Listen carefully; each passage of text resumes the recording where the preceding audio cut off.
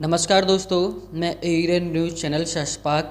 आज हम शाजापुर बॉर्डर पर किसानों के बीच में उपस्थित हैं। जैसे कि दोस्तों रात का समय है और काफ़ी ठंड पड़ रही है और इसी माहौल के बीच में राष्ट्रीय लोकतांत्रिक पार्टी के कार्यकारिणी सदस्य अनशन पर बैठे हुए हैं।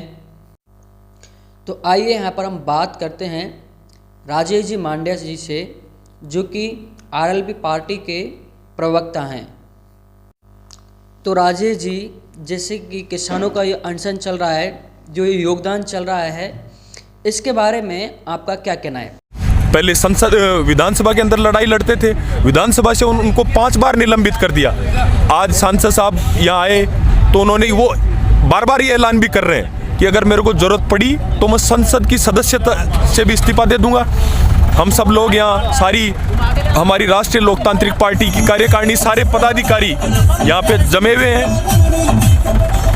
आज हम यहाँ हमने अनशन की भी शुरुआत करी है। मैं और हमारे साथ हमारे सीकर के जिलाध्यक्ष जी जो हैं महेंद्र जी, रामस्वरूप जी, जाखड़ साहब, हम सब लोग अनशन कर रहे हैं और ये अनशन क्रमिक रूप से जारी रहेगा जब तक ये जंग अपन जीत नहीं जाते। हम जीत नहीं जाते जब तक ये किसान जीत नहीं जाता, तब तक हमारी लड़ाई जारी रहेगी। मोदी सरकार की जहाँ तक बात है, 2014 के अंदर ये देश के प्रधानमंत्री बने, तब से लेकर के आज तक उन्होंने एक आध काम को छोड़ करके कोई अच्छे काम नहीं करे। इन्होंने एक इवेंट मैनेजमेंट कंपनी खोल रखी है, उसमें अपना खुद का प्रचार करते हैं, अच्छे अच्छे सूट पहनते हैं, विदेशों में घूमते हैं, कभी बाजू पे बिठा लेते हैं, कभी मोर को दाना खिलाते हैं। कुल मिलाकर के बात ये है कि ये इस देश को निश्चित तौर पे पागल बना रहे हैं, मूर्ख बना रहे हैं। किसान की जहाँ तक बात है, किसान, ये देश कृषि प्रधान देश है। अपने हिंदुस्तान की 75% जनता किसानी करती है, तो किसान का ख्याल तो इनको रखना पड़ेगा। किसान को ये भुला नहीं सकते। इस राजस्थान की राजनीति के अंदर किसान और किसानी को ये अलग नहीं कर सकते। तो इनको किसानों के साथ न्याय करना होगा, किसानों के मान सम्मान को लौटाना होगा, और अगर नहीं लौटाते हैं तो इस देश में बहुत बड़ा नुकसान हो जाएगा। मोदी शाह एंड कंपनी ये तो चली जाएगी, लेकिन ये इस देश को इतना बड़ा दंश दे जाएगी जिसको देश भूल नहीं पाएगा। तो ये जो कर रहे हैं बहुत गलत कर रहे हैं, इनको सोचना चाहिए, विचार करना चाहिए, ये सारी बातें हैं। सर, अगर सरकार ये कहे कि हम इन बिलों के अंदर कुछ चेंजेस ला देंगे, हम इनको ख़त्म नहीं करेंगे। देखिए भैया, आपको मैं ये चीज़ समझा दूं, जो ये तीनों कृषि बिल हैं, इनमें किसान के खिलाफ ही सारी बातें हैं। इन किसान के पक्ष में कुछ है ही नहीं।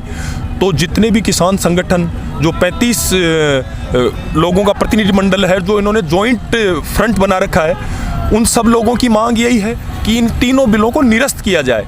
क्योंकि हम 26 तारीख को यहाँ आए, उससे पहले हम 12 तारीख को आए, 19 तारीख को जयपुर में हमारी प्रदेश कार्यकारिणी की मीटिंग हुई, उसमें हमने तय किया कि हम लाखों लोगों के साथ कूच करेंगे। हमने कूच किया, लेकिन जो जॉइंट फ्रंट है उनकी तरफ से ये निर्देश थे कि एक बार अपने को रुकना चाहिए, क्योंकि सरकार की तरफ से भी वार्ता के प्रस्ताव आ रहे हैं। तो हम तो जो वो किसान संगठन चाहते हैं उनके साथ हैं, और जब तक ये बिल वापस नहीं होते पूरे, इन बिलों के अंदर किसान के हित का कुछ है ही नहीं।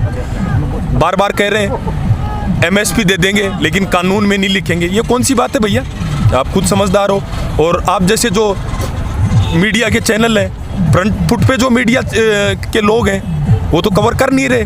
वो तो गोदी मीडिया है, फर्जी मीडिया है। सुशांत नाम का कोई लड़का मर गया, 4 महीने तक सोने थोड़ी दिया अपने को, 4 महीने तक सोने थोड़ी दिया। आज ये 25 लाख किसान इस देश की राजधानी को चारों तरफ से घेर के बैठे हैं, और ये इस देश के अंधे हुक्मरानों को दिख नहीं रही है, इस मीडिया को दिख नहीं रहा है। आपको एक बात बता दूं, एक डरा हुआ पत्रकार लोकतंत्र के अंदर मरे हुए नागरिक पैदा करता है, और डरी हुई जनता मरे हुए नेता पैदा करती है। तो आप लोगों को मजबूती से इस सारे आंदोलन को कवर करना चाहिए और सच्चाई दिखानी चाहिए। कितना अनुशासित, कितना खूबसूरत आंदोलन किसान कर रहे हैं। सब अपनी व्यवस्था लेकर के बैठे हैं, लोगों की सेवा कर रहे हैं, खाना खिला रहे हैं। और आप उस सिंधु और टिकरी बॉर्डर के हालात जब देखोगे, दिल्ली के सारे भिखारी वहाँ खाना खा रहे हैं, दिल्ली के सारे भिखारी वहाँ खाना खा रहे हैं। लोगों को लग नहीं रहा ये तो बदनाम करने की कोशिश कर रहे हैं। आपको पता है कि अलग अलग प्रकार की उपमाएं ये दे रहे हैं किसान को, कभी खालिस्तानी बोल रहे हैं, कभी पाकिस्तानी बोल रहे हैं, कभी कह रहे हैं चीन से पैसा आ रहा है, कभी कह रहे हैं जापान से पैसा आ रहा है। पागल हो गए ये लोग,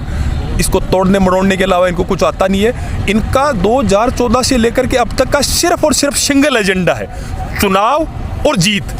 चुनाव हो और जीता कैसे जाए, बस चुनाव हो। ये इनके इन प्रकारेण इनको चुनाव जीतने हैं, शाम दाम दंड भेद का उपयोग करते हैं। और इस देश की जहाँ तक बात है तो इस देश को आप किसानों से अलग नहीं कर सकते भैया। इस किसान इस देश का इम्पोर्टेंट कंपोनेंट है, था और रहेगा। तो ये बात है मेरे। सर, कल के जो बिल पारित करने की बोल रहे हैं, कल जो सरकार मतलब बैठक कर रही है, उसके बारे में आपके क्या रहा, आपको क्या लगता है बिलों के बारे में? मतलब सरकार को सोचना चाहिए। सरकार, मैं तो ये कहता हूँ कि उनको जल्द से जल्द, कल का ही वेट नहीं करना चाहिए, रात को ही जो भी किसान सड़कों पे उनको बुला करके वार्ता करनी चाहिए, इन बिलों को वापस लेना चाहिए।